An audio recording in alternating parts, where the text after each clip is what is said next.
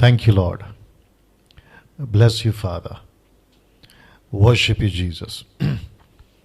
दोस्तों, जय मसीह। आप सभी का प्रभु यीशु मसीह के नाम में आज फिर से इस अद्भुत शिक्षा जो कि उत्पत्ति की किताब से हम सीख रहे हैं, परमेश्वर अद्भुत रीति से चला रहा है। मैं उसके लिए परमेश्वर का धन्यवाद देता हूं। अजीजों, मैं जानता हूं कि लगातार जिस दिन से हमने स्टार्ट किया है आज तक, अभी तक परफेक्ट जी, मैं जानता हूं कि काफी लोग जो हैं ब्लेस हो रहे हैं। 8 बज चुके हैं और एज यूजुअल हमेशा की तरह आपके बीच में आते रह रहा हूं। 50 दिन तक लगातार आता रहूंगा और इस अद्भुत पुस्तक जिसका नाम है उत्पत्ति की पुस्तक से जो शिक्षाएं परमेश्वर ने रखी हैं आज की 21वीं सदी की कलीसियाओं के लिए, वो सब परमेश्वर की आत्मा की अगुवाई में आपके बीच में देता रहूंगा। दोस्तों, मैं जानता हूं मुझे काफी कॉल्स भी आते हैं कि ये शिक्षा से आपकी जो जिंदगी है ना, वो अद्भुत रीति से बदली है। जी, चलिए कुछ चीजें जल्दी से कर लेते हैं। और सबसे पहले मसीह मंथन बैठक वर्ल्ड ग्रुप पेज, जहां से अभी मैं लाइव आया हूं, मैं आप सभी का स्वागत करता हूं। और साथ ही साथ मैं चाहता हूं कि मसीह मंथन बैठक से आप लोग जितनी तादाद में जुड़ सकते हैं जुड़िएगा। जी, मैं फिर कहता हूं, जितनी तादाद में जुड़ सकते हैं आप लोग जुड़िएगा। उसकी वजह यहां है कि मसीह मंथन पहली सदी की कलीसिया का पैटर्न या कॉन्सेप्ट लेके चल रहा है। यीशु की शिक्षा पतरस ने ली, पतरस ने अपने लोगों को दी, पौलुस ने अपने लोगों को दी। पहली सदी की कलीसिया जिस शिक्षा को लेकर चली, उसी शिक्षा, यीशु की शिक्षा, परमेश्वर की आत्मा की शिक्षा जो आज हम बाइबल में पढ़ते हैं, मत्ती से लेकर प्रकाशित वाक्य तक, वो सभी शिक्षाओं का जो पैटर्न है आज मसीह मंथन उसको लेकर चलेगा। किसी प्रकार का मिलावट, किसी प्रकार का स्क्रिप्चर ट्विस्टिंग, वर्ड ट्विस्टिंग, ऐसा किसी प्रकार का जो है वचन के साथ में खिलवाड़ मिलावट नहीं करेंगे। और उसी के चलते मैं समझता हूं कि आपके बीच में अभी आज की तारीख में मैं समझता हूं कि जो आंकड़े मसीह मंथन से लोग जुड़ चुके हैं वह है 1900 लोग। तो मैं समझता हूं कि टोटल 2000 होने में मैं समझता हूं कि शायद 2 या 3 दिन में हो जाना चाहिए। और लेकिन मुझे 2-3 हजार नहीं, मुझे कम से कम लाखों की तादाद में मसीह मंथन के मेंबर्स चाहिए। और वो सब होगा जब हम सब मिलकर काम करेंगे। उसके लिए आपको करना क्या है? अगर आप जो अभी देख रहे हैं फेसबुक, यूट्यूब, आप जहां से भी देख रहे हैं, अगर आपने अभी तक मसीह मंथन बैठक वर्ल्ड ग्रुप को ज्वाइन नहीं किया है, मेंबर नहीं बने हैं, सदस्य नहीं बने हैं, तो आपको यह टेलीग्राम ऐप को डाउनलोड करना है और उसके बाद आपको इन नंबरों पर कॉल करना है। ये 3 नंबर, ये 2 नंबर, टोटल हो गए 5 नंबर। फिर से कहता हूं, ये 3 नंबर, कुछ सेकंड रख रहा हूं, इसकी स्क्रीनशॉट ले लीजिएगा। और ये 2 नंबर, इसकी स्क्रीनशॉट ले लीजिएगा। चलिए दोस्तों, आपके बीच में अब यहां से कुछ चीजें जल्दी से आगे रखना चाहूंगा और वह यहां है कि जितने भी पास्टर्स हैं, यदि आप भी इस मसीह मंथन से जुड़ना चाहते हैं तो मैं यानी कि डैनियल राज आपका वेलकम करता हूं MMB वर्ल्ड ग्रुप में या ग्रुप से जुड़ने के लिए। मैं आप सभी का स्वागत करता हूं। बस इतना हो, आप कल्ट ग्रुप से या कल्ट ग्रुप का जो कॉन्सेप्ट है वहां से आपका किसी प्रकार का संबंध ना हो, क्योंकि वहां के और वहां से जो लोग आते हैं, सेवक आते हैं, जो कल्ट की कैटेगरी में आते हैं, और वो है ओनली जीसस, जवा विटनेस, माता यरूशलेम, एलुमिनाटीज, सर्वशक्तिमान, बिजली चमकती, साउथ कोरिया, मुझे नहीं मालूम, वहां से कुछ ग्रुप चल रहा है। ऐसी सभी कल्ट ग्रुप को हम स्वीकार नहीं करेंगे। और साथ ही साथ जो वचन के साथ में एक्स्ट्रा ऐड करते हैं, वो चाहे महिलाओं का पास्टर बनने से रोकना या फिर जिब्रिश भाषा में बातें करना, जिसको टंग्स भी कहते हैं, ये सभी चीजों से हम जो है ऐसे लोगों को नहीं स्वीकार करेंगे। लेकिन अगर आप लोग इन सब से दूर हैं या इनमें नहीं है, आपका स्वागत है। विशेष करके मैं चाहता हूं कि महिलाएं, जितनी भी महिलाएं हैं, वो यदि सेवा करना चाहती हैं, आपका स्वागत है। जी दोस्तों, आपके स्क्रीन के आप देख सकते हैं, आपका सबका स्वागत है। ना, जिन भाई बहनों के पास में कलीसिया नहीं है, चर्चेस नहीं है, आप सभी का मैं मसीह मंथन की तरफ से, मसीह मंथन के बिहाफ से ऑनलाइन चर्च में आपका स्वागत करता हूं। जी दोस्तों, आपका हम स्वागत करते हैं ना। मसीह मंथन बैठक वर्ल्ड ग्रुप जो है वो कम से कम 7 से 8 लैंग्वेजेस में ऑनलाइन चर्च स्टार्ट कर चुका है और उसकी समय की जानकारी आपके बीच में रख रहा हूं। और वह है पंजाबी चर्च सुबह 8 से 9 बजे तक में, तेलुगु चर्च ओके ठीक है, बाद में करूंगा, उसको एक स्लाइड चेंज करना था। ओके, पंजाबी चर्च सुबह 8 से 9 बजे तक, तेलुगु चर्च 9 से 10 बजे तक में, मराठी चर्च 11 से 12 बजे तक में, बंगाली चर्च 12 से 1 बजे तक, फिर उसके बाद में तमिल चर्च 3 से लेकर 4 बजे तक, उसके बाद में इंग्लिश 4 से लेकर 5 बजे तक शाम के, कन्नड़ा चर्च 6 से शाम के 7 बजे तक, और उसके बाद में नेपाली चर्च जो हमने स्टार्ट किया है, जो कल से स्टार्ट होगा, वह है 7:30 से 8 बजे तक, आधे घंटे का। और इसमें मैं रहूंगा, प्रचार करूंगा, और सिस्टर निर्जला ये जो है ये नेपाली भाषा में ट्रांसलेट करेंगे। साथ ही साथ मसीह मंथन बैठक world group online Hindi church, जिसको मैं चलाता हूं, कल से ये शुरू होगा। माफ करें, स्टार्ट हो चुका है, लेकिन कल से ये इंग्लिश के अनुवाद के साथ शुरू होगा। क्या बात है वापस आते हैं कि ये कल से इंग्लिश अनुवाद के साथ होगा।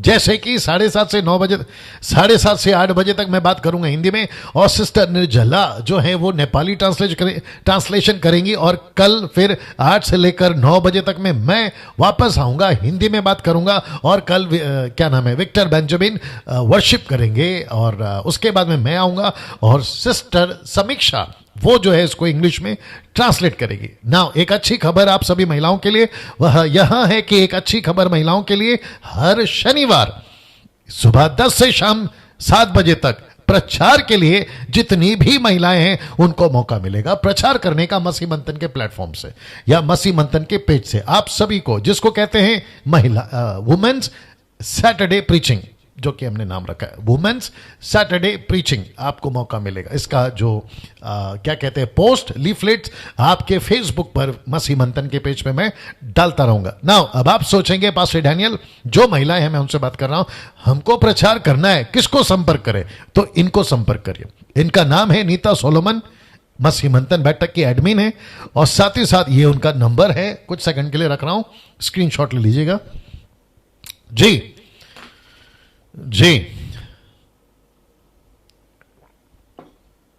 ओके, सो इनको आप कॉल कर सकते हैं इस नंबर पर जो अभी आपके स्क्रीन के ऊपर हमने रखा है।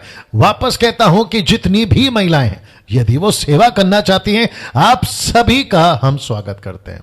आप सिस्टर हैं, आप शादीशुदा हैं, आप विधवा हैं, आप घर पर बैठी हैं, आपको बोझ है, आपको चर्च प्रचार करने नहीं देता है, कई कारणों की वजह से, हम सभी आपको मसीह मंथन के पेज से आपकी ब्रीफिंग होगी छोटी सी, क्या है, और मसीह मंथन के मेंबर होना बहुत जरूरी है। और फिर ये जो बहन है ये आपको जो है डिसाइड करेगी मुझसे बात करने के बाद में कि कैसे काम को आगे बढ़ाना है, और आपको मौका दिया जाएगा। चलिए दोस्तों, कुछ चीजें आपके बीच में और रख देता हूं, जैसे कि मुझे आप लोग कॉल कर सकते हैं दोपहर 2 बजे से शाम 6 बजे तक। आपके पास अगर किसी भी प्रकार का बाइबल से जो मैं दे रहा हूं उससे संबंधित अगर आपके पास में कोई प्रश्न है, आप मुझे पूछ सकते हैं, और परमेश्वर की सहायता से हम आपको जवाब देने की कोशिश करेंगे। साथ ही साथ एक नम्र विनंती है, और वो विनती यह है कि आपको किसी प्रकार का प्रार्थना निवेदन नहीं देना है, बल्कि प्रार्थना विश्वासियों ने खुद करनी है या करना चाहिए। जी आप सभी को सीखना है प्रार्थना करना। जी, अब उसके बाद में YouTube चैनल हमारा चलता है, उसको सब्सक्राइब कर लीजिएगा, जो कि मेरा चैनल है। और आप सभी को रिक्वेस्ट करता हूं कि आप लोग दूसरों को रिकमेंड करिए, मेरा परिचय दीजिए, कहिए कि एक ऐसे आते हैं, उनका नाम डैनियल राज है, वो प्रचार करते हैं और साउंड डॉक्ट्रिन पे प्रचार करते हैं, सही शिक्षा पे प्रचार करते हैं। ऐसा क्यों? क्योंकि जैसे आपको तलाश थी, आपको किसी ने बताया, आज आपकी उन्नति हो रही है। मुझे काफ़ी जगहों से कॉल आता है, भारत से, भारत के बाहर से, आज इजराइल से भी कॉल आया। शायद वो बहन देख रही होंगी कि कैसे परमेश्वर जो है जिंदगियों को बदल रहा है। मैं चाहता हूं कि आप सभी लोग जो हैं, या तब तक इनको होल्ड पे रखो, इनकी गवाही सुनना है। चालू रखो, बात करते रहो। जी, तुम बात करो। जी, मैं चाहता हूं कि आप लोग सभी जो है मेरे चैनल को सब्सक्राइब करें, और साथ ही साथ दूसरों को भी रिकमेंड करें। अगर जो पहली बार देख रहे हैं, आप यूट्यूब से हैं, आपको कहना चाहता हूं सब्सक्राइब करिए और आइकन बेल जरूर दबाइएगा। डैनियल राज सोशल मीडिया से किसी प्रकार का पैसा नहीं कमाता। ना दोस्तों, एक बहुत इंपॉर्टेंट अनाउंसमेंट या इंफॉर्मेशन वह है ताइथ के बारे में या दशमांश के बारे में। जी, आप में से कई लोग मसीह मंथन के चर्च के साथ जुड़ चुके हैं ऑनलाइन। आपके पास में आपका कलेक्शन दशमांश हो या आपका पैसा हो जो आप लोग देते हैं, किसी और को देते थे, अब वहां नहीं जाते हैं, उस पैसे को फर्स्ट आपके पास खुद रखिए, मतलब आपके पास में जमा करके रखिए।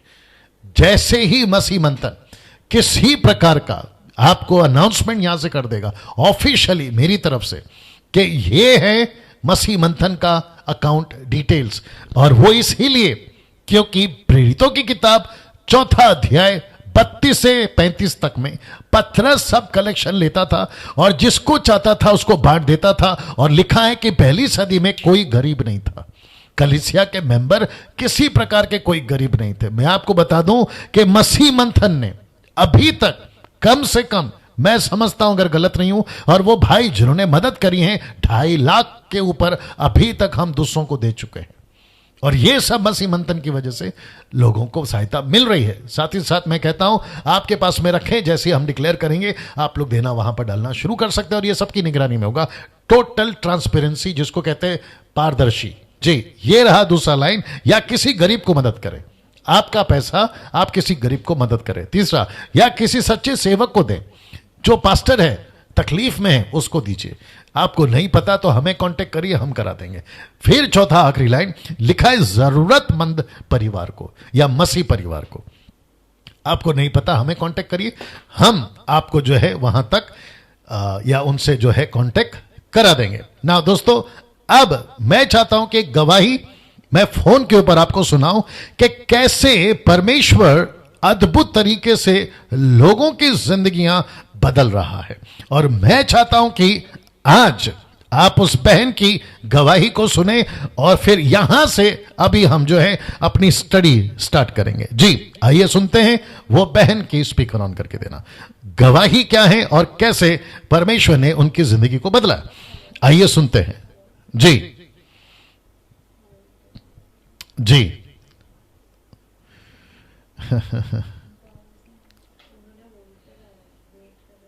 कट करके लगा दीजिए।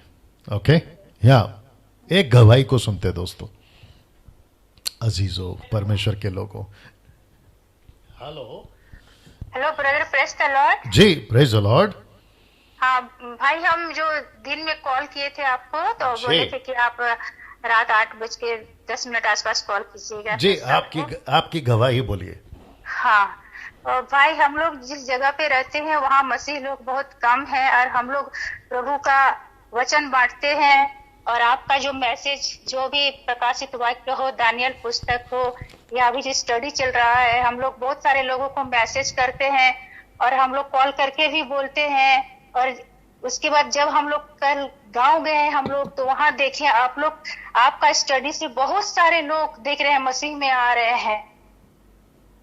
और उसके बाद जब वहां से हम लोग बातचीत करके जब वापस हम लोग आ रहे थे शाम को, हम लोग बहुत आनंद में थे, बहुत खुशी में थे। लेकिन अचानक देखिए बीच रास्ता से हम लोग को 3 लोग बड़े गाड़ी से हम लोग को ओवरटेक कर रहा है 3 जगह पर। लेकिन प्रभु हम लोगों को बचा के सुरक्षित अपने घर तक पहुंचाए हम लोग को। और यही कहना चाहते थे। और हम लोग जब प्रभु के मिशन पर होते हैं तो प्रभु हमारी रक्षा जरूर करते हैं, और हम लोग को डरना नहीं चाहिए। प्रभु के कार्य को हम लोग को उत्साहित के साथ करना चाहिए। और आपकी स्टडी से हम लोग को बहुत सारा बल और शक्ति मिलती है, और वचन में हम लोग और मजबूत होते जा रहे हैं। और जो हम लोग का मसीह मंथन जो बैठक है, उसको हम लोग बहुत आगे तक हम लोग ले जा सकते हैं। जी, ओके सिस्टर। जी सिस्टर, आपसे कुछ चीजें पूछूंगा, जैसे आप मुझे कॉल कर रही थी। आपने बताया कि जब आप गांव में गईं, तो वहाँ बहुत सारे लोग क्या कहते हैं, एक घर में इकट्ठा होकर मसीह मंथन की जो मोबाइल खोल करके पूरा फैमिली लोग एक साथ बैठ करके वो लोग आपका स्टडी करते हैं, उत्पत्ति पुस्तक का वो लोग देख रहे हैं सब। Good good, okay. तो ये सब गांव के लोग हैं? हाँ, वो लोग सब गांव के लोग हैं। उन लोग को पता ही नहीं है मसीह क्यों मरा था, मसीह ने क्या किया था। लेकिन मैं जाकर के उन लोग को पहले से मैं बताते आई हूँ, जब से आपका पुस्तक, जब से आपका स्टडी शुरू भी नहीं हुआ था, उस टाइम से हम लोग वो सब काम कर रहे हैं। लेकिन जब से आपका जो स्टडी आया है तो उससे और ज्यादा उन लोग उन्नत हो गए हैं। उन लोग को और समझ में आ रहा है कि हम क्या बताना चाह रहे थे प्रभु के बारे में। चलिए ओके सिस्टर, आपसे बाद में बात करूंगा। Thank you. नाउ दोस्तों, ये गवाही आपके बीच में रखने का मकसद यह है कि कैसे परमेश्वर लोगों की जिंदगियां बदल रहा है, ऐसी स्टडी से मैं वो आपके बीच में रखना चाह रहा था। साथ ही साथ मैं ये बताना चाह रहा था कि गांव के लोग एक जगह इकट्ठा होकर किसी एक फोन पर पूरे परिवार को ये शिक्षाएं यूट्यूब से जो है उनको सुना रहे। तो मैं चाहता हूं कि ऐसा आप लोग भी करें। जहां जहां तक आप लोगों को दिन में, शाम में, रात में इकट्ठा कर कर आप उनको जो है परमेश्वर की ये जो शिक्षाएं हैं उनको सुना सकते हैं। विश्वासी अविश्वासी, आपको जैसे परमेश्वर का आत्मा लीड करता है आप लोग जरूर कर सकते हैं। चलिए दोस्तों, मैं समझता हूं कि कितने लोग हैं अभी जी? अरे बाप रे, 1100 लोग जुड़ गए हैं। चलिए अब यहां से आज की जो शिक्षाएं हैं वो हम शुरू करते हैं। कल 4था अध्याय समाप्त हो चुका था, और अगर आपने नहीं देखा है जरूर जाइए। आप मसीह मंथन के पेज पे ऑलरेडी अपलोड है और यूट्यूब पे ऑलरेडी अपलोड है जी। आप बात करते हैं चैप्टर 5 से, और जो कि लिखा है चैप्टर 5 वर्स 1, अध्याय 5 वचन 1। आइए पहले पढ़ लेते हैं, और टोटल 2 वचन पढ़वाऊंगा और फिर उसके बाद में बात करूंगा ये दोनों वचन को आपके बीच में रखते हुए। सबसे पहले लिखा है कि आदम की वंशावली यह है। जी दोस्तों, लिखा है कि आदम की वंशावली यह है। क्या है? अब आगे देखिए। लिखा है कि जब परमेश्वर ने मनुष्यों की सृष्टि की तब अपने ही स्वरूप में उसको बनाया। वचन 2 लिखा है उसने बहुत ध्यान से सुनिएगा। लिखा है कि उसने, इसलिए मैंने येलो में ब्रैकेट किया है या उसको हाईलाइट किया है। लिखा है उसने नर और नारी। क्या बात है, वापस आते हैं। उसने लिखा है कि नर और नारी करके मनुष्यों की सृष्टि की, प्लूरल नॉट सिंगुलर, बहुवचन नॉट एक वचन। लिखता है कि नर और नारी, स्त्री और पुरुष, और उसको नाम दिया मनुष्यों की सृष्टि की, और उन्हें, ये जो शब्द देखिए लिखा है, उन्हें आशीष दी। इसका मतलब है ब्रैकेट में दोनों को, इसका मतलब है परमेश्वर ने पुरुष को भी आशीष दी, स्त्री को भी आशीष दी, मनुष्यों को भी आशीष दी, दोनों को आशीष दी। और उनकी, अब जरा ध्यान दीजिएगा, लिखा है उनकी सृष्टि के दिन उसका या उनका नाम आदम रखा। वाह वापस आते आपके बीच में। तो पुरुष का नाम क्या है? आदम। तो औरत का नाम क्या है? आदम। अब जितनी महिलाएं हैं, जो कुछ डिनोमिनेशन या कुछ उल्टे सीधे लोग, जिसको कहता हूं अधूरे ज्ञान, अगर वो आपको ये कहते हैं कि पुरुष, जल्दी से एक वचन निकालो, 1 कुरिन्थियों 11 अध्याय वचन 1 से ना, कुछ लोग कहते हैं कि पुरुष में अंतर है, स्त्री में अंतर है। इसका सहारा या इसका रेफरेंस कौन सा लेते हैं वो भी आपके बीच में रखता हूं, क्योंकि यहां पे नहीं डाला हूं, इतना नहीं लगा जरूरी है, लेकिन अभी कनेक्ट हो रहा है तो आपको बीच में उसको रख देता हूं। लिखा है 1 कुरिन्थियों उसका 11वां अध्याय और वचन 1-2 से पढ़ते। लिखा है, हे भाइयों, मैं तुम्हें सराहता हूं कि सब बातों में तुम मुझे स्मरण करते हो, और जो परंपराएं मैंने तुम्हें सौंपी हैं उनका पालन करते हो। वचन 3, परंतु मैं चाहता हूं कि तुम यह जान लो कि हर एक पुरुष का सिर मसीह और स्त्री का सिर पुरुष है, और मसीह का सिर परमेश्वर है। जो पुरुष सिर ढके हुए प्रार्थना या भविष्यवाणी करता है वो अपने सिर का अपमान करता है, परंतु जो स्त्री सिर उगाड़े प्रार्थना या भविष्यवाणी करती है वो अपने सिर का अपमान करती है, क्योंकि वह मुंडन होने के बराबर है। इसका मतलब है यहां पे पुरुष और स्त्री को पौलुस अलग अलग कर रहा है। उसका कॉन्टेक्स्ट, उसका कॉन्सेप्ट, उसका मकसद कुछ और है। जी दोस्तों, कुछ और है। वो जिस कलीसिया को संबोधित कर रहा है वो कुछ और है। पतरस पौलुस के स्टेटमेंट को एक अलग तरीके से भी बताता है, फिर कभी बात करूंगा। लेकिन यहां पे ये पौलुस कहता है कि पुरुष का सिर मसीह है, औरत का सिर उसका पति यानी कि पुरुष है। तो यहां पे कॉन्सेप्ट अलग है, कॉन्टेक्स्ट अलग है, पति पत्नी की बात हो रही है। लेकिन जब यहां पे पढ़ते हैं, और मैंने हमेशा कहा है किसी एक वचन को उठाकर डॉक्ट्रिन नहीं बनती, किसी एक वचन को उठाकर सिद्धांत नहीं बनता, किसी एक वचन को उठाकर आप किसी प्रकार का टीचिंग नहीं दे सकते कि यही है। नो, आपको कम से कम सपोर्टिव स्क्रिप्चर होना चाहिए, 2 या 3 या उससे भी ज्यादा, जो पुख्ता कर सके।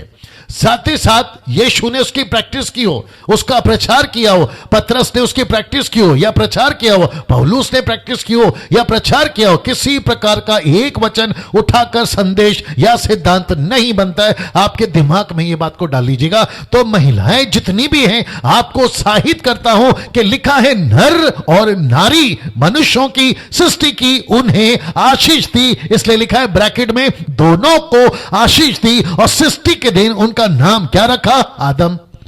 और आदम का मतलब क्या है? आदम का मतलब है मनुष्य, आदम का मतलब है आदमी, आदम का मतलब है MAN, मैन।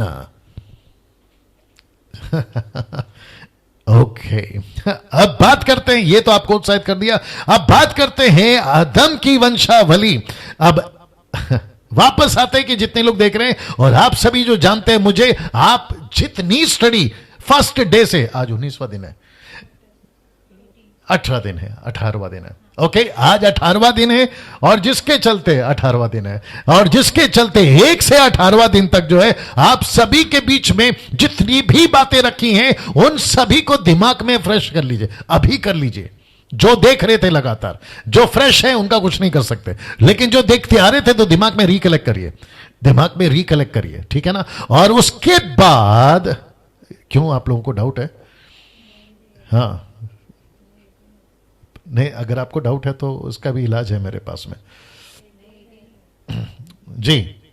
ओके, नाउ दोस्तों वापस आते हैं कि उसको दिमाग में ना आप लोग रिकलेक्ट कर लीजिएगा, टोटल स्टडी। और उसके बाद में मैं चाहता हूं कि ये पिक्चर आप लोग देखिए। आपको मैं सिर्फ और सिर्फ watch on TV, watch on your TV, ये क्या चक्कर है? वॉच ऑन योर टीवी क्या ऐसा है क्या? ओ, ये फंक्शन अभी दिया लगता है इन लोगों ने। और इसके ऊपर ये नहीं आ रहा, नंबर नहीं आ रहा, देख लो क्या चक्कर है। चलिए दोस्तों, जब तक इसको देख लीजिएगा, मेरी कोशिश है आपके बीच में विजुअल्स, क्या बोलते हैं, इमेजेस या चित्र दिखाकर रखकर आपको बातों को समझाऊं। तो सृष्टिकर्ता परमेश्वर पिता, जिसको हम कहते हैं यहोवा, परमेश्वर पिता, एलोहिम नहीं, अभी बात कर रहा हूं इसलिए समझ जाइए, यहोवा पिता परमेश्वर, जो कि परमेश्वर ने इजरायलियों को अपने आप को संबोधित किया था। 1200 लोग देख रहे हैं, मैं चाहता हूं कि आप लोग बिल्कुल आखिर तक बने रहे। तो इस परमेश्वर ने इस व्यक्ति को, जिसका नाम है मूसा, रिपीट करता हूं, इस परमेश्वर ने इस व्यक्ति को, जिसका नाम है मूसा, मूसा परमेश्वर के एंगल, ठीक है, मूसा परमेश्वर के एंगल को रख रहा है। क्यों? मैं आपको बताता हूं। क्योंकि परमेश्वर यहां पर, मैं कनेक्ट करूंगा, क्योंकि परमेश्वर यहां पर मूसा को बता रहा है, मैं जो कि हमेशा आपको बता चुका हूं, मूसा को बता रहा है, ये है, ये है, ये है। मूसा लिखते जा रहा है, ठकाक ठकाक ठकाक। तो जो आज हम पढ़ रहे हैं वो मैं पहले दिन से बोलते आ रहा हूं कि मूसा के एंगल से पढ़ रहे हैं, मूसा के दृष्टि से पढ़ रहे हैं, और उसी को आपके बीच में रख रहा हूं, जो कि लिखा है मूसा परमेश्वर के एंगल को रख रहा है। अब जरा इसको देखिए, लिखा है कि जब तक, माफ करें, अब तक यही समझ आ रहा है। क्या? जरा देख लीजिएगा कि जो कुछ घटना घटा था उत्पत्ति के पहले दिन से आज के दिन तक, जो कि 18वां दिन है, यहां टोटल जो कुछ घटा था, वो चाहे 6 दिन की सृष्टि, वो चाहे वाटिका, वो चाहे वाटिका में पाप होना, फिर वहां से निकालना, और फिर कैन का और हाबिल का, और फिर अपने भाई का कत्ल करना, फिर उसके बाद में यीशु का कनेक्शन शेत के साथ में, फिर उसके बाद में जो कल की मैंने बातें बताई, इन सभी जो घटनाएं घटी हैं, इसलिए लिखा है कि अब तक यही समझ आ रहा है कि जो कुछ घटा था, जो कुछ घटना घटा था, वो समस्या, या इंग्लिश में कह लीजिएगा प्रॉब्लम, या वो समस्या अब आदम की नहीं रही। बाप रे। वापस आते हैं कि जो कुछ घटा था, अब यहां तक पिक्चर फिर से दिखा देता हूं कि यहां पे परमेश्वर देख रहा है, और परमेश्वर मूसा को, अब यहां से 5वें अध्याय की बात कर रहा हूं, यहां से उसको समझा रहा है, क्योंकि सब कुछ अभी आपको रिकलेक्ट करना है और आपके दिमाग में रखेगा कि ये समस्या या वो समस्या जो घटना घटा था वो अब आदम की नहीं रही। तो फिर प्रश्न उठता है, वो समस्या किसकी है? लिखा है वो समस्या हो गई परमेश्वर की। पास्टर डैनियल कैसे? अभी बताता हूं ऐसे। वापस आते हैं, मैं फिर कहता हूं कि वो समस्या अभी आदम की नहीं रही, बल्कि वो समस्या हो गई अब परमेश्वर की। अदन की वाटिका में जो घटा, आदम ने जो गलती करी, उसके बाद में हव्वा और आदम बाहर निकाले गए, फिर केन का और हाबिल का, और फिर जो कुछ घटा था तब से लेकर अब तक में 5वें अध्याय आने तक, पहला अध्याय, दूसरा अध्याय, तीसरा अध्याय, चौथा अध्याय, जो कुछ घटा था वो समस्या भी आदम की नहीं है, अब वो परमेश्वर की है। अब आप पूछोगे कैसे? लीजिए, कनेक्शन दे रहा हूं। बहुत ज्यादा दिमाग को खर्चा करिए आज। आपका जो क्या कहते हैं ना, आईक्यू, उसको हाई करिए। आपका अंडरस्टैंडिंग, उसको बिल्कुल सतर्क रखिए, किसी प्रकार का डिस्टर्ब नहीं होना। बच्चे आसपास में खेल रहे, कंट्रोल करिए। आपको अनवांटेड कॉल आ रहे हैं, उसको देख लीजिएगा, लेकिन फोकस करिए और पेपर पेन आपका बाइबल लेके रखिए। लिखा है उत्पत्ति की किताब, उसका 3रा अध्याय वचन 15। मैं चाहता हूं कि ध्यान से सुनिएगा। लिखा है, और मैं तेरे और इस स्त्री के बीच में और तेरे वंश और इसके वंश के बीच में बैर उत्पन्न करूंगा। वह मैं आपको बता चुका हूं। लिखा है कि वह तेरे सिर को कुचल डालेगा और तू उसकी एड़ी को डसेगा। ये तू शैतान है और वह यीशु है। वापस पढ़ता हूं, लिखा है कि और मैं तेरे और स्त्री के बीच में, तेरे वंश और इसके वंश के बीच में बैर उत्पन्न करूंगा। वह तेरे सर को कुचल डालेगा और तू उसकी एड़ी को डसेगा। और मैं जानता हूं कि मेरे जो एडमिन्स हैं वो देख रहे हैं, और नरेंद्र साहब आप भी देख रहे हैं, और आपसे मैंने बात करिए, और वो वक्त आ चुका है ये आपके लिए, लेकिन बाकी सबके लिए मैं चाहता हूं कि इस वचन को नेशनली, इंटरनेशनली कई लोग प्रचार कर चुके हैं। अगर कोई पास्टर देख रहा है, वो प्रचार कर चुका है। आप बाइबल टीचर हैं, अगर देख रहा होगा, वो प्रचार कर चुका है। इसमें ऐसी कौन सी एक चीज है जो ऊपर लिखा है कि वो समस्या हो गई परमेश्वर की? जी, वो समस्या हो गई परमेश्वर की, क्योंकि वो समस्या अब आदम की नहीं रही, वो समस्या हो गई परमेश्वर की। और मैं ये वचन दिखा रहा, तो समस्या का कनेक्शन कैसे? यहां परमेश्वर को मैं क्यों बीच में डाल रहा हूं? और वो भी ये परमेश्वर जिसको मैं कहता हूं परमेश्वर यहोवा, पिता परमेश्वर, ऑलमाइटी गॉड। परमेश्वर हिब्रू भाषा में, ग्रीक में थियोस। मैं इनको क्यों डाल रहा हूं? तो वापस आते हैं कि जो कुछ घटा था अभी तक, वो समस्या आदम की नहीं रही, अब वो समस्या हो गई परमेश्वर की। प्रश्न है कैसे? वाह, प्रश्न है कैसे? अब अक्सर हमने ध्यान दिया है स्त्री पर, हमने ध्यान दिया है वंश पर, हमने ध्यान दिया है कुचले जाने पर, हमने ध्यान दिया है एड़ी डसने पर, लेकिन कभी हमने ध्यान नहीं दिया इस मैं पर। ये जो शब्द है ना, मैं, ये परमेश्वर कहता है कि यहां पर मैं, इसका मतलब है, आइए बताते हैं, द मैसेज बाइबल ट्रांसलेशन कहता है, लिखा है कि I am declaring a war.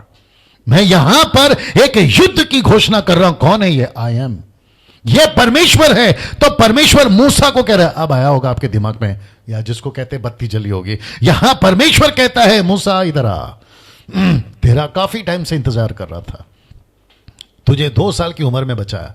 जी, जब तू 2 साल का बच्चा था तब बचाया।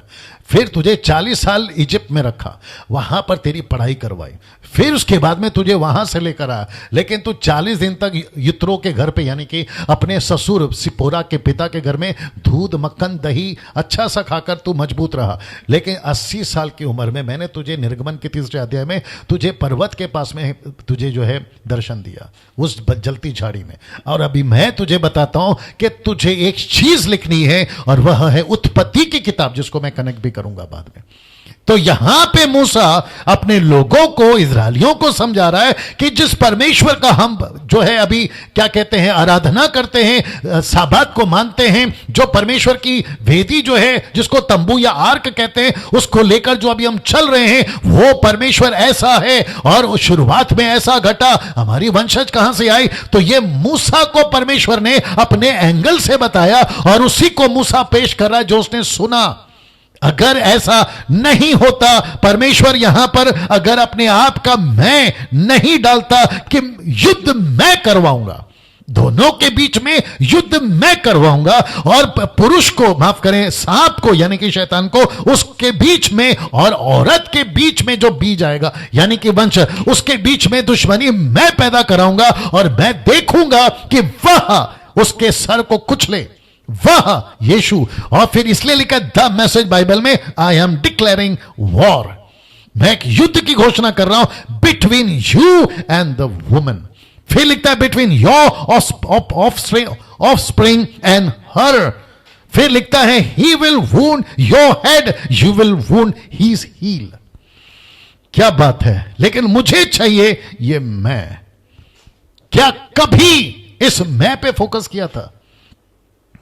मैं 27 साल से बाइबल को पढ़ रहा हूं और जैसे ही मुझे पता चला कि उत्पत्ति की किताब का अध्ययन देना है, मैं प्रतिदिन एवरी डे, ये जो शूटिंग रूम है, मैं यहां बैठता हूं और फिर यहां पे जब स्लाइड्स तैयार करता हूं लैपटॉप पर, मैं परमेश्वर से मांगता हूं कि परमेश्वर ऐसा प्रकाशन, ऐसा रेवलेशन चाहिए जो कभी प्रचार नहीं हुआ है, वो गुप्त मन्ना, वो छुपी बातें मुझे दीजिए। और आज परमेश्वर आपके बीच में ये रख रहा है कि वो मैं हूं जो स्त्री के और इस सांप के बीच में यानी कि शैतान के बीच में दुश्मनी पैदा करूंगा। इसलिए लिखा है कि I am declaring war, I am declaring war. ये द मैसेज ट्रांसलेशन है जो आपके बीच में रखा हूं। तो इसका मतलब है कि युद्ध परमेश्वर ने इन दोनों के बीच में रखी। ये लड़ाई परमेश्वर ने किसके भरोसे पे लड़ी? वाह। वापस आते हैं कि ये लड़ाई किसके भरोसे पे लड़ी। आपको जानकर ताज्जुब होगा कि परमेश्वर ने एक ऐसे व्यक्ति का सहारा लिया, एक ऐसे व्यक्ति को चुना जिसके ऊपर परमेश्वर ने भरोसा किया और उसी के दम पर परमेश्वर ने कहा आई एम डिक्लेयरिंग वॉर, मैं एक युद्ध की घोषणा करता हूं। हे औरत और हे सांप, तेरे दोनों के बीच में, तुम दोनों के वंश के बीच में वो तेरे सर को कुचलेगा। ऐसा करूंगा, एक ऐसा, जीसस क्राइस्ट, एक ऐसा पैदा करवाऊंगा कि वो इसके सर को कुचलेगा, एक ऐसा पैदा करवाऊंगा। जानना चाहते हो परमेश्वर ने किसके भरोसे के ऊपर ये लड़ाई का आरंभ किया? इसके भरोसे पे, इसके भरोसे पे। क्या बात है। मैं समझता हूं कि यहां पे तालियां बजनी चाहिए इस सृष्टिकर्ता परमेश्वर के लिए। आप नीचे आमीन लिख सकते हैं, प्रेज द लॉर्ड लिख सकते हैं, आप जहां हैं वहां से सीटी बजा सकते हैं, जो कि मैं अभी इसके ऊपर बजाना चाहूंगा कि परमेश्वर ने इस व्यक्ति के ऊपर भरोसा करा और यह काबिल निकला, क्योंकि पहला आदमी फेल हुआ, पहला आदम फेल हुआ, यह पहला आदमी, पहला आदम फेल नहीं हुआ। क्या बात है। 1300 लोग अभी देख रहे हैं। मैं सभी को कहना चाहता हूं, मुझे नहीं पता कि इसमें कितने लोग हैं जो यीशु को मानते हैं, मुझे नहीं मालूम। यहां कितने लोग हैं जो यीशु को पीछे चलते हैं, मुझे नहीं मालूम। आप कौन हैं नहीं फर्क पड़ता, लेकिन एक सत्य को सुनिए, इस पृथ्वी के ऊपर एक ऐसा पैदा हुआ था जिसके भरोसे पे परमेश्वर ने कहा था कि मैं लड़ाई लड़ूंगा। सी दिस, मैं। क्या बात है दोस्तों, क्या बात है। आप अपनी प्रतिक्रिया जैसा देना चाहें आप लोग दे सकते हैं, लेकिन आपका वो जो थंब वाला, हार्ट वाला, वो जो क्या कहते हैं उसको, मदद करो, वो जो पॉपअप होते रहते हैं ना ऊपर, वो जारी रहना चाहिए। क्या बात है। मैं चाहता हूं कि इस वीडियो को आप लोग अभी से वॉच पार्टी कर दीजिए, शेयर कर दीजिए। आप इसके बाद भी जो है जब यूट्यूब पे अपलोड होगा उसकी लिंक आप जितनों को भेज सकते हैं, देश में, विदेश में, गांव में, देहातों में, जहां भेजना चाहते हैं और जिसको भेजना चाहते हैं, क्योंकि परमेश्वर ने अदन की वाटिका में एक युद्ध छेड़ दिया था और वो युद्ध किसने छेड़ा? कहता है मैं। क्या बात है। और इंग्लिश ट्रांसलेशन कहता है आई एम डिक्लेयरिंग, मैं घोषणा कर रहा हूं एक ऐसे वॉर की बिटवीन यू एंड वुमेन, तेरे और इस औरत के बीच में मैं वो युद्ध को घोषणा कर रहा हूं। किसके भरोसे पर? इसके भरोसे पर इसके भरोसे पर दोस्तों, इसके भरोसे पर। क्या बात है, क्या बात है। ऑफलाइन कर सकते हैं, फ्लाइट मोड पर डाल दो, काफी कॉल्स आ रहे हैं जी। और फिर देखना कि वो वाईफाई ऑन रहे। दोस्तों कैसे लग रहा है, कैसे लग रहा है? क्या बात है, इसके भरोसे पर। और आपको पता है कुछ मूर्ख टाइप के लोग हैं हमारे दुनिया में, कहते हैं कि यीशु मसीह को हम क्यों माने?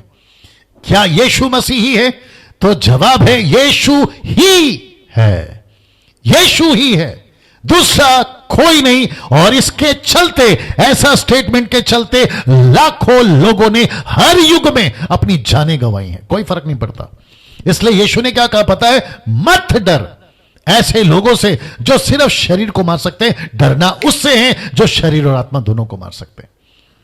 हम कफन बांध चुके हैं, बाहर की भाषा में बात कर रहा हूं, हमने अपनी तैयारी कर ली है।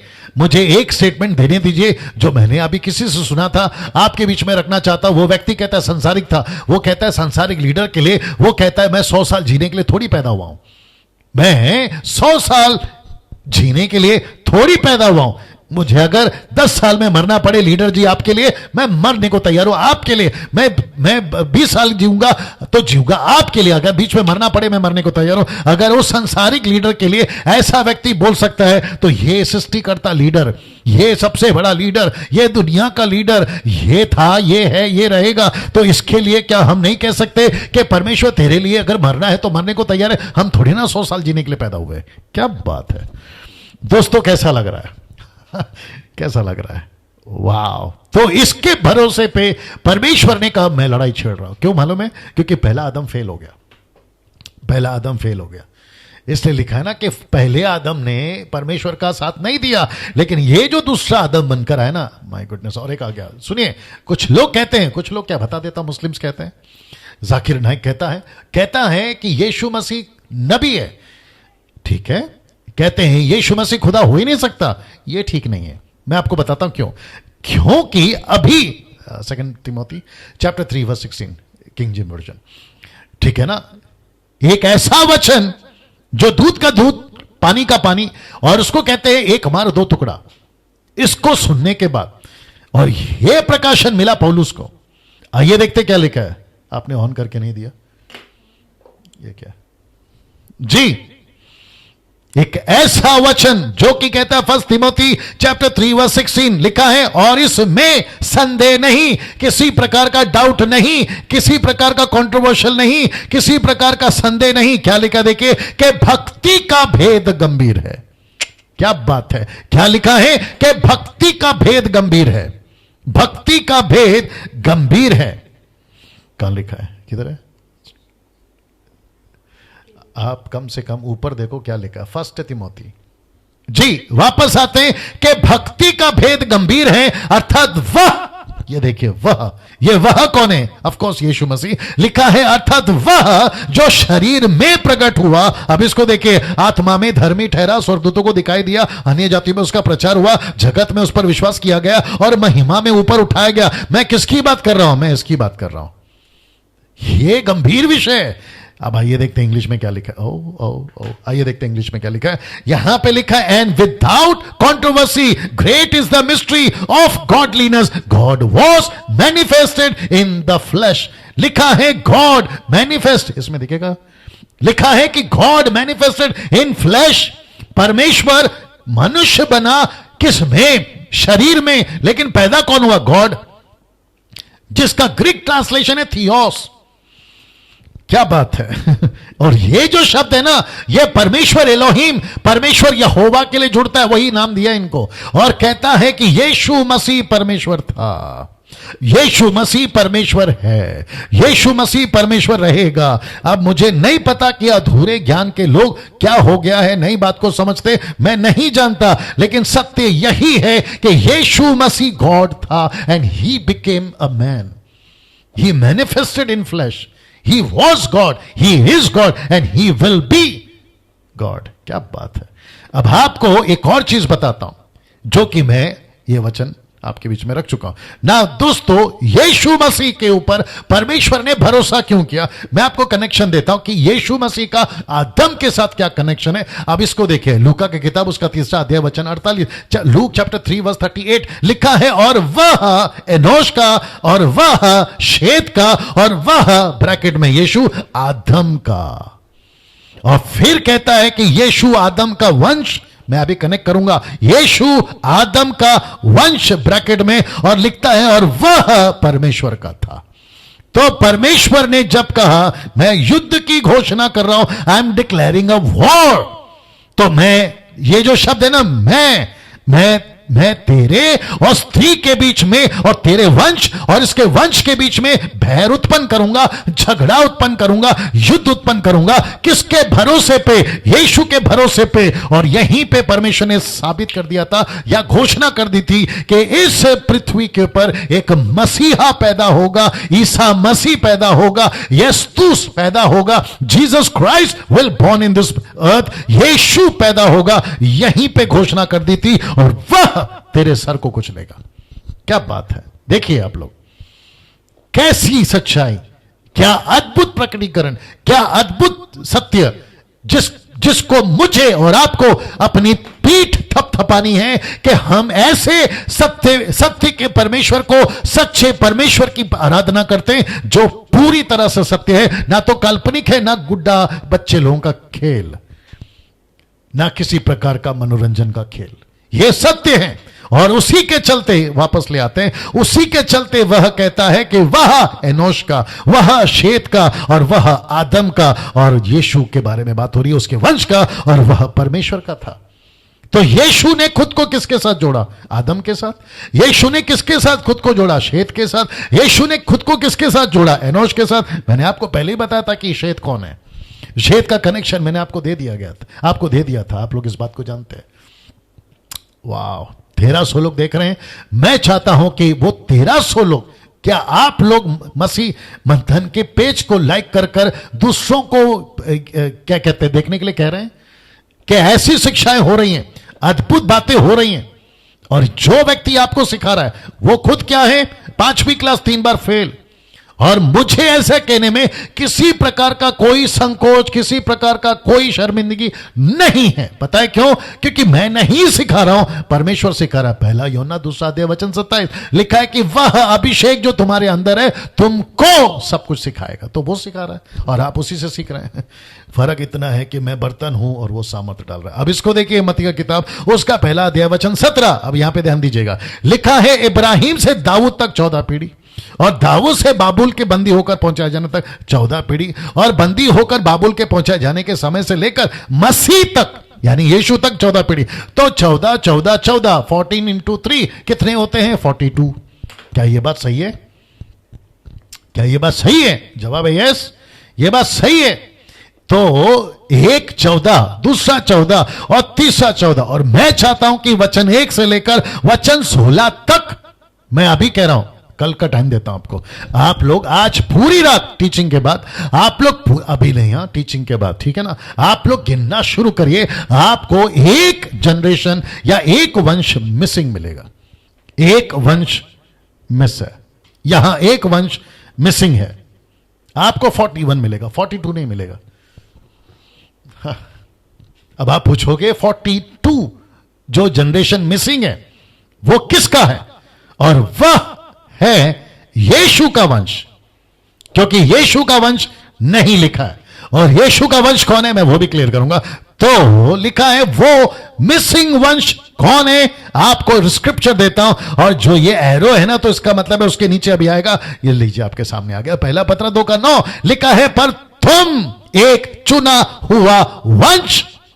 क्या बात है, बड़े ध्यान से सुनिएगा, 1300 लोग देख रहे हैं। लिखा है पर तुम एक चुना हुआ वंश, मराठी, मराठा, महाराष्ट्र, आपका तमिलनाडु, आपका तेलुगु आंध्र प्रदेश, आपका क्या कहते हैं गुजराती गुजरात, आपका मदद करो, आपका हिंदी भारत, आपका चाइना, आपका चाइनीज लैंग्वेज, आपका चाइना, आपका अफ्रीकन, आपका अमेरिकन, आपकी पूरी दुनिया, परमेश्वर कहता है अगर तुम यीशु मसीह में हो तो तुम उसके वंश ऑटोमेटिकली बन जाते हो। वो पावर ऑफ अटर्नी आपके लिए ऑलरेडी साइन कर चुका है। क्या बात है दोस्तों, अजीजों, क्या बात है। परमेश्वर यहां पर 42 जनरेशन की बात कर रहा है, लेकिन यहां पे 42 जनरेशन है ही नहीं, यहां 41 जनरेशन है, लेकिन 42nd यानी कि 42 जो जनरेशन है वो कौन है जो मिसिंग है? वो जनरेशन यीशु का है। और यीशु मसीह ने कहा कि तुम एक चुना हुआ वंश हो। इसका मतलब है कि जो डैनियल राजा भी आपसे बात कर रहा है वो यीशु मसीह का वंश है। आप जो 1300-1400 लोग देख रहे हैं, आप लोग यीशु मसीह का वंश है। आप लोग जो 1 लाख के ऊपर सब्सक्राइबर्स हैं आप मेरे यूट्यूब चैनल के, आप लोग यीशु मसीह का वंश है। और साथ ही साथ जो लोग मुझे पसंद नहीं करते या मुझे नहीं सुनना चाहते वे भी यीशु मसीह के वंश है, अगर वो सही शिक्षा में तो। नहीं तो गई भैंस पानी में। दोस्तों कैसा लग रहा है? अजीजों कैसा लग रहा है? परमेश्वर के लोगों कैसा लग रहा है? मुझे प्लीज बताइए, नीचे टाइप करें या फिर कल कॉल करके बताएं। यीशु मसीह ने आपको अपना वंश कहा है, क्योंकि यीशु मसीह के बारे में परमेश्वर पिता ने कहा मैं इसके ऊपर भरोसा करता हूं कि ये लड़ेगा मेरी लड़ाई। अधन की वाटिका में आदम हारा, लेकिन अधन की वाटिका में जो लड़ाई को हारा था ना आदम, यीशु मसीह को दूसरा आदम बनाकर वहीं पे तैयारी कर दी थी और कहा कि लूसीफर अब तेरे से बदला लिया जाएगा और इस लड़ाई को मैं शुरू करूंगा। मैं इसका मतलब है परमेश्वर इस लड़ाई को शुरू करता है और उस लड़ाई में क्या बात है, सुनिएगा मजा आएगा। उस लड़ाई में यीशु को रखा और यीशु के वंश को रखा, और वो वंश कोई और नहीं है पर तुम एक चुना हुआ वंश, राजपदधारी, याजकों का समाज, पवित्र लोग, परमेश्वर की नीज प्रजा हो, इसलिए कि जिसने तुम्हें अंधकार में से अपनी अद्भुत ज्योति में बुलाया। अब इसको देखो, उसके गुण प्रकट करो।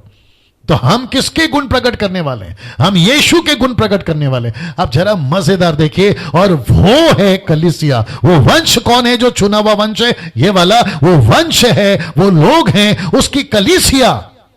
मैं वापस कह रहा हूं जो मैं शायद पहले दिन दूसरे दिन कहा था कि इस प्लैनेट के ऊपर सबसे पावरफुल वेपन, इस पृथ्वी के ऊपर, इस प्लैनेट के ऊपर सबसे पावरफुल हथियार कुछ और नहीं है। AK-47 नहीं है, आपका न्यूक्लियर बॉम्ब नहीं है, आपका किसी प्रकार का केमिकल नहीं है। इस पृथ्वी पर सबसे पावरफुल है उसकी कलीसिया, जिसको कहते हैं यीशु की दुल्हन। यीशु की दुल्हन, क्या बात है।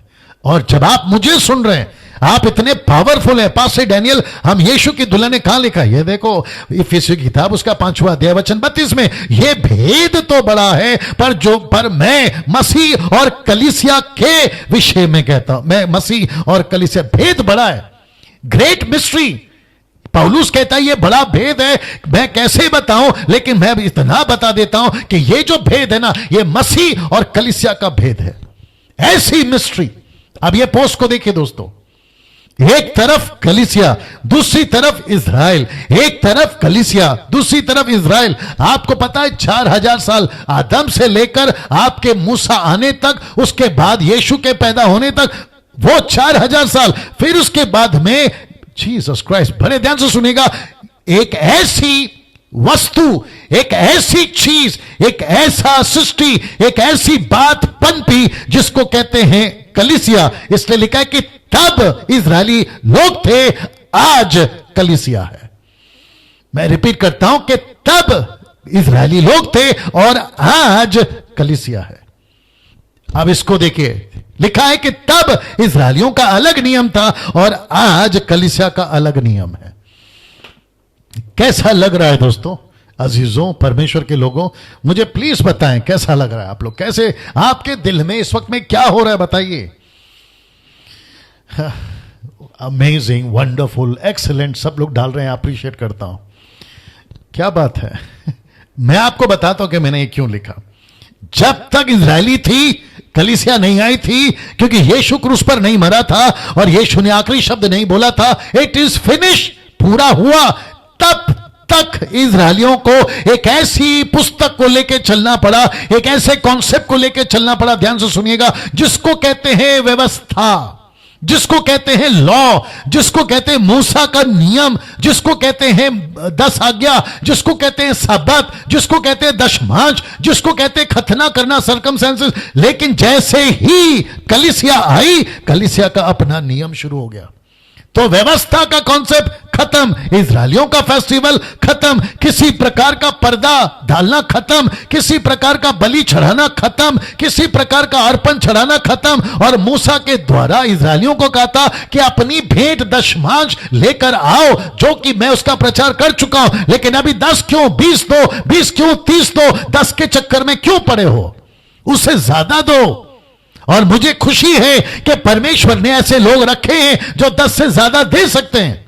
मैं उन सभी का परमेश्वर के नाम में स्वागत करता हूं और उनका धन्यवाद देता हूं। लेकिन अभी वो पैटर्न खत्म हो चुका है, इसलिए लिखा है कि तब इजरायलियों का नियम अलग था, आज कलीसिया का अलग नियम है। आप वापस इजरायलियों के पैटर्न में क्यों जा रहे हैं? बीच में मुझे किसी ने कॉल करके पूछा, बोला पास्टर डैनियल, हम सैटरडे को आराधना क्यों नहीं करते? क्यों करना है मेरे दोस्त? आप तो परमेश्वर की कलीसिया के लोग हैं ना, आपको फिर वापस उस मंदिर का कॉन्सेप्ट में क्यों जाना है? आपको वापस उस मंदिर के कॉन्सेप्ट में क्यों जाना है? कुछ लोग कहते हैं हम इजरायलियों का दिन मनाते हैं, हम वीक मनाते हैं। आज शायद इजराइल में कुछ है, साबत है आज इजरायलियों का, आज बताई थी वो बहन, ऐसा दिन मनाते हैं, हम साबात को मनाते हैं। तो फिर मैं पूछूंगा कि अगर साबात मनाते हो, आप अगर ये सब करते हो, तो फिर खतना भी कराओ, फिर बकरियों का बलि भी चढ़ाओ, ये सब करिए ना। फिर इसको रखना हो, हजम करिए जी, थोड़ा सा दिमाग लगाइए। विचित्र विचित्र टाइप के लोग आजकल हमारे मसीह समाज में हैं। मुझे बीच में पूना से कॉल आया, बोला ये कौन से पूना में चल रहा है, कैसे मेमना काटा जाता था, कैसे इजरायली दिन मनाते थे, कैसे उनका कैलेंडर होता था, कैसे उनके साल होते थे, उनका कैसे न्यू ईयर होता था, वापस शुरू कर दिया आप लोगों ने। जबकि पौलुस कहता है व्यवस्था के कामों पे भरोसा करने वाला श्रापित है, क्योंकि व्यवस्था के काम को कोई पूरा नहीं कर सका, वो चाहे कोई भी तुर्रम खान हो। एक ही व्यक्ति इस पृथ्वी पर व्यवस्था को पूरा कर सका और उसका नाम है यीशु, क्योंकि यीशु व्यवस्था के अधीन पैदा हुआ ताकि व्यवस्था को पूरा कर सके। Is that? यही तो बात आपके बीच में रखना हो। इसका मतलब है कि ओल्ड टेस्टमेंट का कॉन्सेप्ट अलग है, न्यू टेस्टमेंट का कॉन्सेप्ट अलग है, और फिर लिखा है कलीसिया का अलग नियम है। अभी कलीसिया को लेके चलो। इसलिए वापस यहां पर आते हैं, ये सब मूसा को कौन बता रहा है? वो घटना, वो दृश्य, वो चित्र कौन बता रहा है? इसलिए लिखा है कि परमेश्वर इस पुस्तक की घटना को अपने तरीके से मूसा को बता रहा है। इसका मतलब क्या है पता है? मेरे साथ बने रहिए। इसका मतलब क्या है पता है? परमेश्वर कह रहा है कि मूसा, मुझे तेरे को एक बात बतानी है। मैं एक लड़का पैदा कराऊंगा, मैं एक बेटा पैदा कराऊंगा, मैं एक मसीहा पैदा कराऊंगा, लेकिन उसके पहले मैं चाहता हूं कि मुझे एक ऐसा नेशन चाहिए, और जिसको कहते हैं इजराइल, जिसको कहते हैं इजराइल, मैं इसको लेके चलूंगा। और मैं चाहता हूं कि तू उसका पहला नबी बन, तू उसका प्रॉफिट बन, फिर उसके बाद में मैं कई और को लेकर आऊंगा। ऐसे करते करते मैं एक फाइनल किंग लेकर आऊंगा, और उसका नाम है राजाओं का राजा यीशु मसीह। तो मूसा को परमेश्वर ने सारी बातें बताना शुरू किया। मूसा को बोला ये लिखो, आदम ऐसा था, आदम बगीचे में था, वहां पर फिर उसने फल खाया, फिर वहां पर सांप आया। डिटेल में नहीं बताया, क्योंकि स्टोरी बताते वक्त में परमेश्वर अपना एंगल रख रहा है। मैं आपको बता चुका हूं, परमेश्वर अपना एंगल रख रहा है। तो मूसा ने कहा ठीक है परमेश्वर बताइए, टक टक टक टक लिखता गया। अगर, ध्यान से सुनना, मूसा ने, माफ करें, आदम ने अगर फल नहीं खाया होता, सांप ने आदम हवा को नहीं बहकाया होता, और मूसा वहां पर, या मूसा की जगह कोई भी आता, फिर परमेश्वर को पूछता, परमेश्वर चलो एक बात बताइए, हमारे पास तो पुस्तक नहीं है, आपने बगीचा कैसे बनाया, आदम को कैसे बनाया, ये पॉपुलेशन बढ़ा कैसे, चलिए बताइए। तब इस परमेश्वर का कॉन्सेप्ट अलग होता, फिर डिटेल में आता। हो सकता है डिटेल में आता, कैसे हुआ, क्या हुआ, आदम कैसे पनपा, आगे कैसे बढ़ी, पॉपुलेशन कैसे बढ़ा, XYZ, हमको एक एक चीज बारीकी से पता चलता। लेकिन अब एक इमरजेंसी है यहां पर, अब यहां पे घटना एक अलग रूप ले चुकी है, यह आपको समझना होगा। और जब हम ऊपर जाएंगे ना, तो एक एक चीज हमको बारीकी से पता चलेगा, क्योंकि सब कुछ रिवाइंड होकर वीडियो फिर से प्ले होगा कि क्या घटा था, और तब होगा दूध का दूध और पानी का पानी। इसलिए ये लिखा हूं कि परमेश्वर इस पुस्तक की घटना को अपने तरीके से मूसा को बता रहा है। आई होप कि आप लोग अभी तक समझ गए होंगे।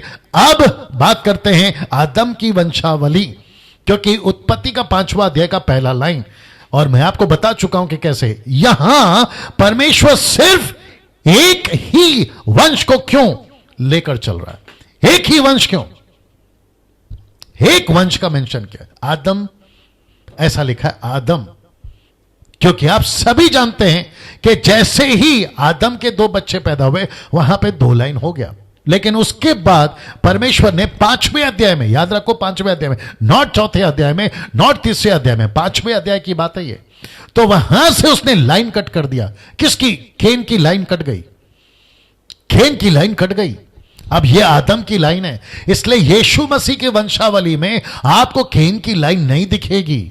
इसको आपको समझना होगा। अब इसको देखो, मैं कनेक्शन देने जा रहा हूं, फिर उसके बाद में समाप्ति पर आते हैं। लिखा है सबसे पहले आपको यह समझना जरूरी है कि जब से आदम ने फल खाया था तब से परमेश्वर का काम बढ़ गया था। यूहन्ना की किताब उसका जो है 5:17, वहां लिखा है मेरा पिता अब तक काम करता है और मैं भी काम करता हूं। तो इसका मतलब है कि पिता का काम बढ़ गया था। पिता का काम क्यों बढ़ गया था और वो क्या काम है, आइए दिखाते। और वो काम था गॉडली लाइन को लेकर चलना, क्योंकि इसी लाइन से यीशु आने वाला था। आई होप कि आप लोग समझ रहे हैं और कनेक्शन आपको मैं दे रहा हूं।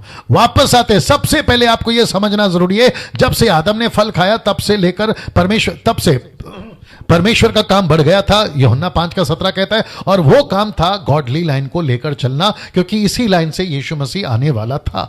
तो परमेश्वर चाह रहा था कि ये जो आदम की वंशावली है, ये जो आदम का कनेक्शन आएगा, आदम के बाद में हनोक आएगा, हनोक के बाद में नूह आएगा, नूह के बाद में अब्राम आएगा, अब्राम के बाद में इसहाक आएगा, याकूब आएगा, यूसुफ आएगा, फिर उसके बाद में आपका मूसा आएगा। मूसा के बाद में फिर लाइनें लगेंगी आपके राजाओं की, फिर उसके बाद में नबियों की, फिर उसके बाद में पैदा होगा 400 साल का गैप के बाद में मसीहा। ये लाइन को लेके चलना था। अब आपके बीच में एक ऐसा एंगल या एक ऐसी लाइन, एक ऐसा प्रकाशन आपके बीच में रखने जा रहा हूं। मैं चाहता हूं कि इसको देखिए। परमेश्वर ने शुरू से 2 लाइनों में अंतर रखा था। शुरू से परमेश्वर ने 2 लाइनों का अंतर रखा था, या 2 चीजों में एक लाइन खींची थी, एक अंतर खींचा था। आइए बताते क्या क्या है। बस इसको एंजॉय करिएगा और दूसरों को शेयर करिएगा। सबसे पहला, पृथ्वी से वाटिका का अंतर, मतलब पृथ्वी अलग, वाटिका अलग, आप सभी जानते हैं।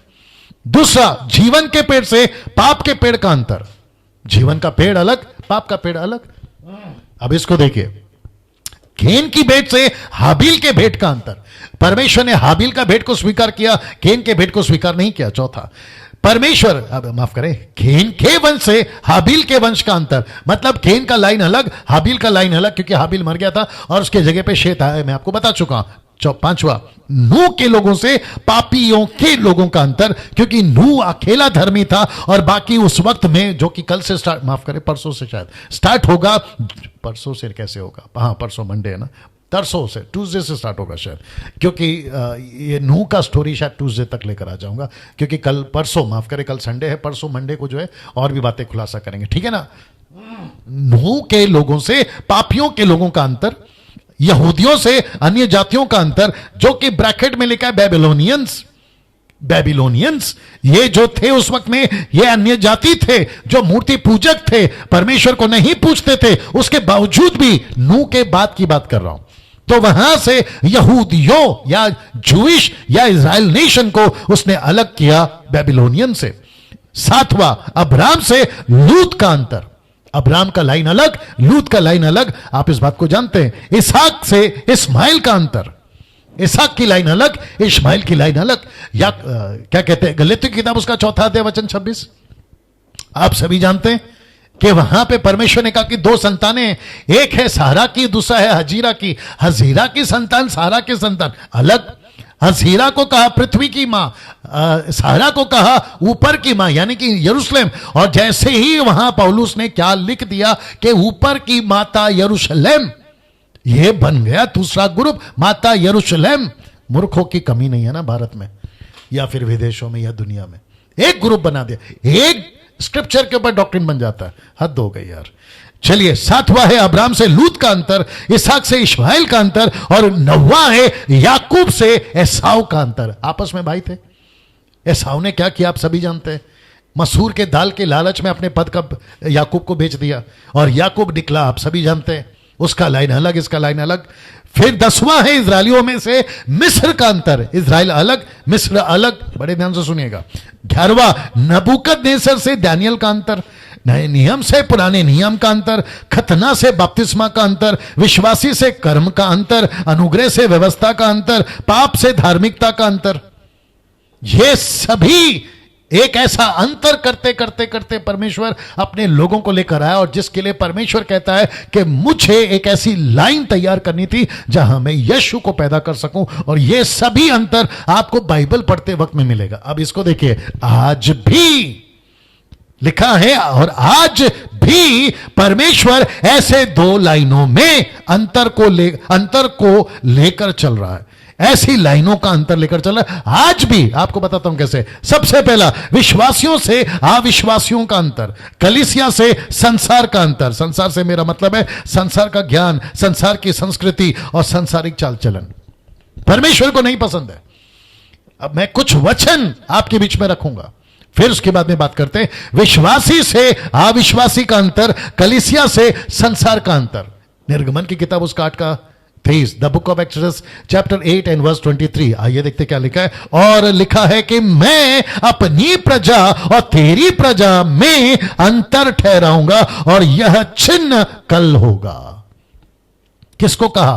परमेश्वर ने मूसा को कहा। मूसा ने किसको कहा? मूसा ने इजरायलियों को कहा। इजरायलियों के साथ में किसको कहा? इजिप्शियंस को कहा, और कहा कि परमेश्वर अंतर करता है, डिफरेंट करता है। हम कौन से लोग हैं मसीह लोगों? परमेश्वर के लोगों। हम संसार के नहीं हैं, हम ज्योति के लोग हैं, परमेश्वर के लोग हैं। जब हम संसार के नहीं हैं तो हमें किसकी तरह बनना है? परमेश्वर की तरह बनना है। अब इसको देखो, 2 कुरिन्थियों 6वां अध्याय वचन 14 से 16 लिखा है, अविश्वासियों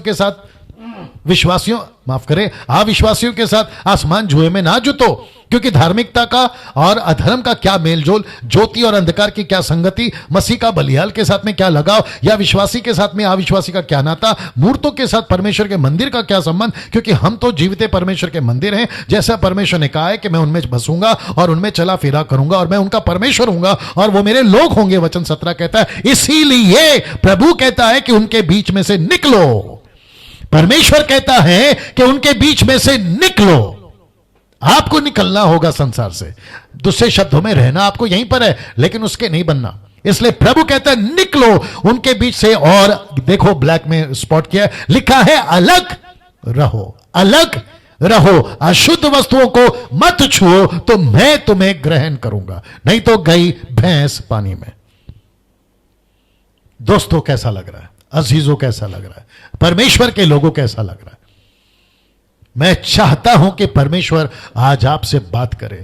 क्या वो अंतर आप रख पा रहे हैं? क्या आपके घर में वो अंतर है? क्या आपके बच्चों में आज वो अंतर है? क्या आपके घर का जो माहौल है वो मसीह माहौल है? क्या आपके घर का परिवार मसीह के तरीके से चलता है या फिर सांसारिक तरीके से? अगर ये अंतर नहीं है तो परमेश्वर कहता है कि मैं तुम्हें ग्रहण नहीं करूंगा। अगर ऐसी वस्तुओं को ना छूओगे तो मैं तुम्हें ग्रहण करूंगा। सी दैट, पहला पत्रस उसका 4 का 1 देखिए, लिखा है, सो जबकि मसीह ने शरीर में होकर दुख उठाया, तो तुम भी उसी मनसा को धारण करके हथियार बांध लो, क्योंकि जिसने शरीर में होकर दुख उठाया वो पाप से छूट गया। अब इसको देखो, वचन 2 क्या कहता है 4 का, ताकि भविष्य में अपना शेष शारीरिक जीवन, भविष्य में अपना शेष बचा हुआ शारीरिक जीवन मनुष्य की अभिलाषाओं के अनुसार नहीं, वरन परमेश्वर की इच्छा के अनुसार व्यतीत करो। बाप रे ऐसा प्रचार, ऐसी बातें आजकल लोग कहां सुनेंगे बताइए? मेरा दिल हो रहा है कि मैं इसको फिर से पढ़ूं। मैं जानता हूं कि 9 बज चुके हैं। लिखा है, ताकि भविष्य में अपना शेष शारीरिक जीवन मनुष्य की अभिलाषाओं के अनुसार नहीं, वरन परमेश्वर की इच्छा के अनुसार व्यतीत करो। क्या ऐसा जज्बा, क्या ऐसा समर्पण, क्या ऐसा डेडिकेशन क्या आज हम दे सकते हैं? मैं सबसे बात कर रहा हूं, याद रखो, मैं सबसे बात कर रहा हूं। मैं वर्शिपर से बात कर रहा हूं, मैं म्यूजिशियन से बात कर रहा हूं, मैं बाइबल टीचर से बात कर रहा हूं, मैं प्रीचर से बात कर रहा हूं, मैं पास्टर से बात कर रहा हूं, बिशप से, रेवरेंड से, अपोस्टल से, प्रॉफिट से, आप जहां कहीं से भी है, मैं सबसे बात कर रहा हूं। क्या ऐसा डेडिकेशन, क्या ऐसा समर्पण हम दे सकते हैं परमेश्वर को आज? अब आप कहोगे पास्टर डैनियल आप बोलना क्या चाहते हैं? मैं और एक कनेक्ट कर रहा हूं, फिर बात करता हूं। कोरोना वायरस क्यों लाया मैं बताता हूं। क्योंकि अन्य जातियों की इच्छा के अनुसार काम करने, लुचपन की बुरी अभिलाषाओं, मतवालापन, लीला क्रीड़ा, पियक्कड़, घृणित मूर्ति पूजा में जहां तक हमने पहले संसार में गवाया वही बहुत हुआ।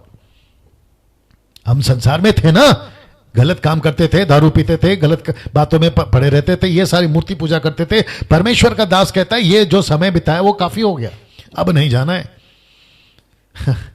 मैं फिर कहता हूं, मैं अभी कोरोना वायरस की बात कर रहा था ना, ये जो क्या कहते हैं ना, पूरी दुनिया को हिला दिया ना, ये छोटे से वायरस ने, जिसको कहते हैं कोरोना वायरस, कोविड-19, ये बीमारी ने पूरी दुनिया को हिला।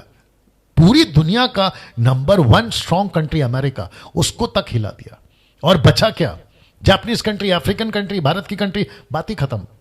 ऐसा कोई सुपरमैन, ही मैन, स्पाइडरमैन वाला आदमी अभी तक नहीं आया, उसका क्या लेकर, वैक्सीन लेकर नहीं आ सका।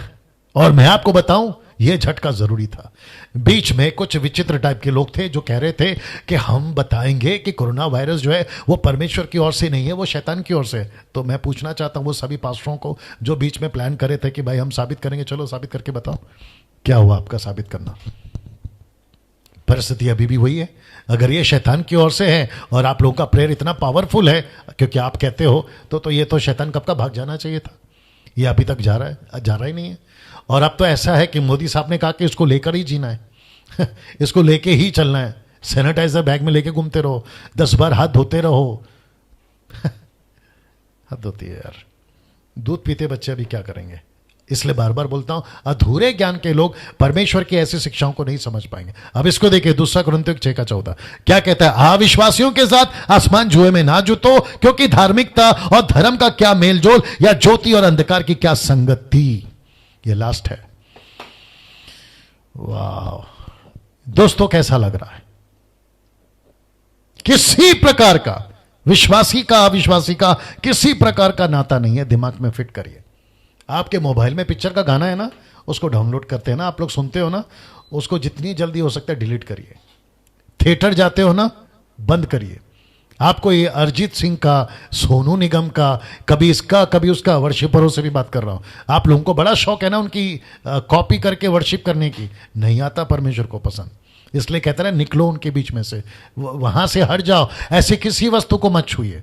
परमेश्वर को नहीं, कैसे बताओ? परमेश्वर आपके वर्शिप का मोहताज नहीं है।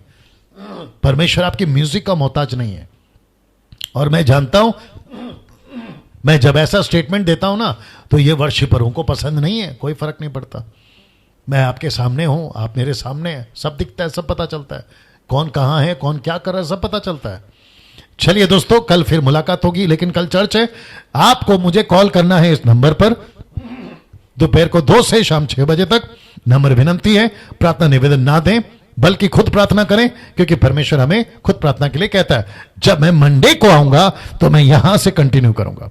जब मैं मंडे को आऊंगा, लिखा है कि जब आदम 130 वर्ष का हुआ, तब उसके द्वारा उसकी समानता में उस ही के स्वरूप के अनुसार एक पुत्र उत्पन्न हुआ, और उसने उसका नाम शेत रखा। हम यहां से कल जो है शुरू करेंगे, लेकिन कल संडे है और कल ऑनलाइन चर्च है, और सुबह 9 से रात को 9 बजे तक हमारा जो चर्च है, क्या कहते हैं, 12 घंटे का जो चर्च है, टोटल 9 से 8 से 9 लैंग्वेज में आपके बीच में कल हम आते रहेंगे। और मैं 7:30 बजे से 8 बजे तक नेपाली चर्च ट्रांसलेशन के साथ में, और फिर 8 से 9 बजे तक हिंदी और इंग्लिश दोनों साथ में लेकर आना। चलिए दोस्तों, अपना ख्याल रखिएगा, खूब शेयर करिएगा, पेज को लाइक करिएगा, चैनल को सब्सक्राइब करिएगा, और मसीह मंथन ग्रुप में ऐड होइएगा। लाखों की तादाद में जोड़कर परमेश्वर के लिए एक ऐसी कलीसिया परमेश्वर के लिए खड़ी करना चाहते हैं, जिसका जिक्र परमेश्वर ने आज आपके बीच में रखा है। साफ सुथरी पवित्र कलीसिया। चलिए ख्याल रखिएगा, कल 8 बजे मिलते हैं। जय मसीह।